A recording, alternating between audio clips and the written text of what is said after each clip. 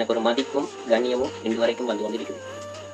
இன்றைக்கு உங்களால் தான் இன்றைக்கு நான் நாலு இடத்துல கௌரவமாயும் கண்ணியமாயும் போய்கொண்டிருக்கிறேன். இந்த முகம் தெரியாது, நான் தாருன்னு தெரியாது, இந்த வீடியோ மூலம் பார்த்து இவர் செய்கிறார் என்று நம்பிக்கை வச்சு பல பேர் உதவி செஞ்சீங்க. ஆனால் நான் இது டிக்டாக்ல வரவேற்கிறாங்க. அதே போல் பல இடங்களுக்கு போய் பல இதுகளை செஞ்சோம். இந்த அதுவும் இந்த ஒரு 2 வருஷத்துக்குள்ள பல வேலைகள் செஞ்சோம்.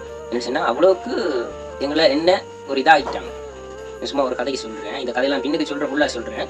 நான் வந்து இஸ்லாத்தை தழுவினான் இது வரைக்கும் நான் ஒன்றும் தெரியாது. நான் சொல்கிறேன் என்ன சொன்னால், எங்களோட தாய் தந்தை 2 பேரும் இறந்தது கூட சொல்லலை. அதை விலங்கெடுக்காதவங்க பேசினாங்க. நான் அப்படி பேசுவேன் அல்ல. மார்க்கத்தை பற்றி விளங்கினேன். ஊரில் ஒரு குடும்பத்தால் அப்படியே என் உயிர் போல கட்டமான தெரியுமா உங்களுக்கு? என் உயிர் போற அவன் அறிவு அவ்வளவுதான். 21 நாள் ஹாஸ்பிட்டல் இருந்தேன். 21 நாள் மருத்துவமனையில் இருந்தேன். அது 5 மருந்து குடிச்சு இப்போ அந்த செய்ய போகலை.